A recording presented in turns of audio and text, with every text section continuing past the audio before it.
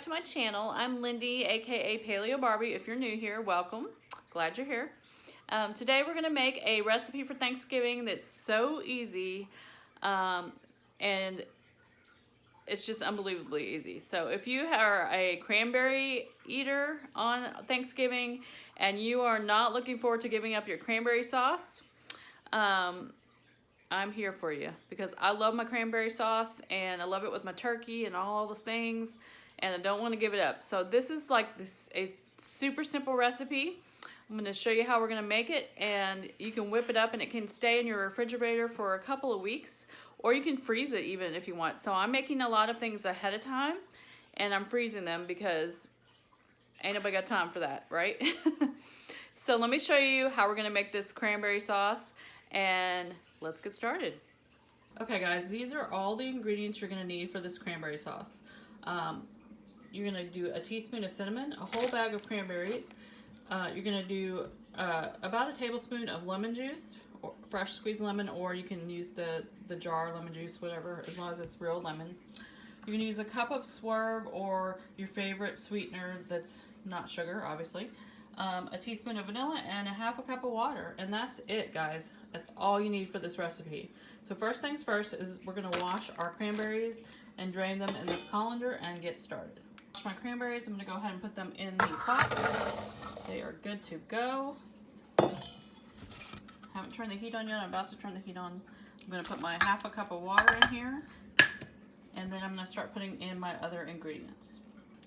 All right, a teaspoon of cinnamon,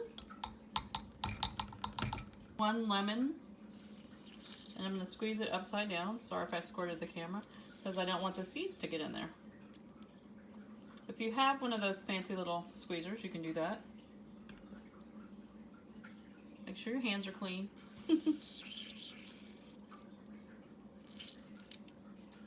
Okay, teaspoon of vanilla. And finally, a cup of your favorite sweetener. You can use monk fruit, you can use swerve, you can use whatever floats your boat, as long as it's not sugar, because we want to keep it keto.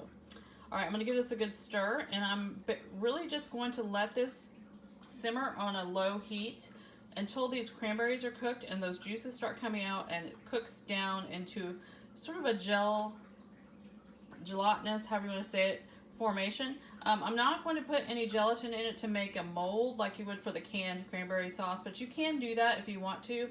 I don't really care if it's like that. I kind of like it this way. But you can add like a tablespoon of gelatin or more unflavored to this after it cooks down to get it a little thicker. But I'm going to go ahead and stir this up, and I'll show you what it looks like once it starts cooking a little bit. Alright guys, I've let this come to a really good simmer or boil, and I've stirred it along the way, and you can see it's starting to get, they're starting to get a little bit cooked. So I'm going to go ahead and turn this heat down, not all the way, but down, and I'm just going to let these sit here and simmer for a few minutes until it's all cooked, and then I'm just going to take it off the heat and put the lid on it. So we'll let these simmer just a little bit longer. Alright guys, do you see how wonderful that is? How they're cooked down with all that sweetener and juice? Perfect. Now I'm just going to turn the heat off, put the lid on, and I will show you what I do with them once they cool off. Look how good that looks. I wish y'all could smell my house right now because it smells amazing. So now I'm going to show you how I'm going to store it, and another second recipe that I do with this all the time. Alright, so I'm going to put half of it in this jar right here. This is I think a quart size jar, the smaller jars. And I'm going to reserve this for Thanksgiving. And then the other half I'm going to show you we're going to use for a really quick, easy appetizer. Okay, so I've got my half of this over here in this jar. I'm going to go ahead and let this finish cooling, wipe that off, stick it in the refrigerator. It will stay in the refrigerator, as I said, up to 2 weeks. You can also freeze it, and you can freeze it right in this mason jar. Just don't fill it up all the way. So I've only filled it up to about halfway. It's kind of bubbly, or a little bit above half. And I'll put the lid on it, and I can freeze it if I want to. So what we're going to do with this half is I'm going to put a half a cup of freeze-dried green chilies in here with these. Or if you're using the canned green chilies, 1 can, but drain out the juice because you don't want this to be too runny. We're going to mix this together and warm it up, and then I'm going to show you what we're going to do with it.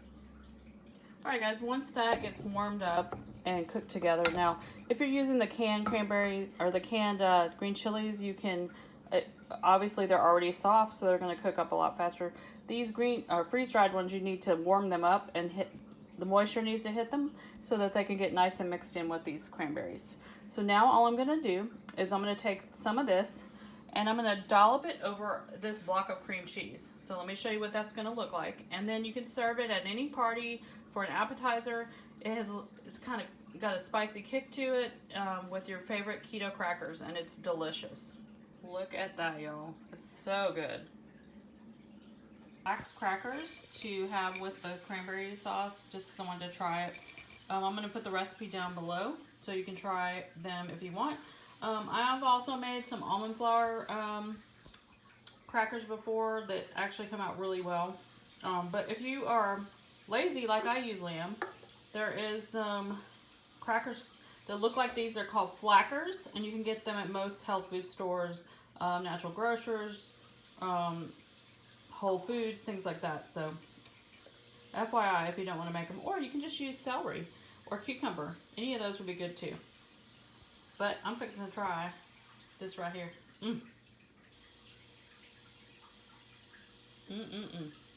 Hey guys, thanks for watching. Make sure you tell me if you make this recipe down below in the comments. Either one, just regular cranberry sauce, or if you do the appetizer. Like I said, the appetizer is super easy to make. You can store it in a jar, bring it with you with the cream cheese and whatever you're serving it with. Smack that stuff on there on a plate, and there you go if you're going to a party. So it makes a really, really great travel appetizer, and it's really good and yummy and a little bit of spice to it, so it's so good. All right guys, please give a big thumbs up and subscribe down below if you haven't already, and I will see you guys in the next recipe video.